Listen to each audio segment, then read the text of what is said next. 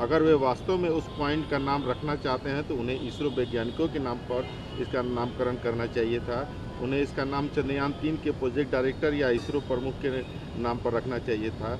हर जगह इस तरह का नाटक और धर्म का प्रदर्शन वैज्ञानिकों का मान है।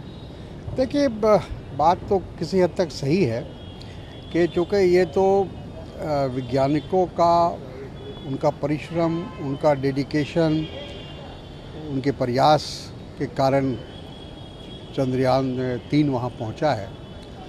तो कम से कम उनकी राय ज़रूर लेनी चाहिए थी कि अगर हमको इसका नामकरण करना है तो इसरो में जो लोग लगे हुए हैं, काम कर रहे हैं, वैज्ञानिक, उनसे बातचीत करके कोई रास्ता निकाला जा सकता था।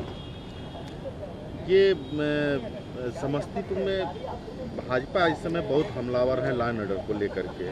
समस्तीपुर में 2 कैदी को पेशी के लिए लाया गया था और कोर्ट परिसर में अपराधियों ने घुस करके उन पर गोलीबारी की। हालांकि वो देखिए, ये दुखद है और लोकल प्रशासन को और सतर्क रहने की आवश्यकता है। और ये 2, हमको लगता है कि जो अपराधी ग्रुप है उसके बीच की ये लड़ाई है, एक दूसरे को के ऊपर एक तरह से हावी होने की कोशिश की गई है।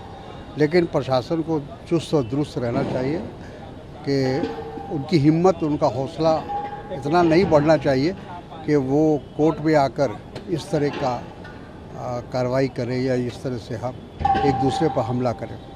मुजफ्फरनगर, यूपी के मुजफ्फरनगर में एक स्कूल में धर्म विशेष के छात्र को दूसरे धर्म विशेष के छात्र से पिटवाने का वीडियो वायरल हुआ है, बवाल मचा। देखिए, बहुत अफसोस की बात है कि अब जो हमारे देश में जो नफ़रत और घृणा फैल रही है और जिसके बारे में हम लोग लगातार आवाज़ उठा रहे हैं, कांग्रेस पार्टी उठा रही है, राहुल गांधी उठा रहे हैं, सभी लोग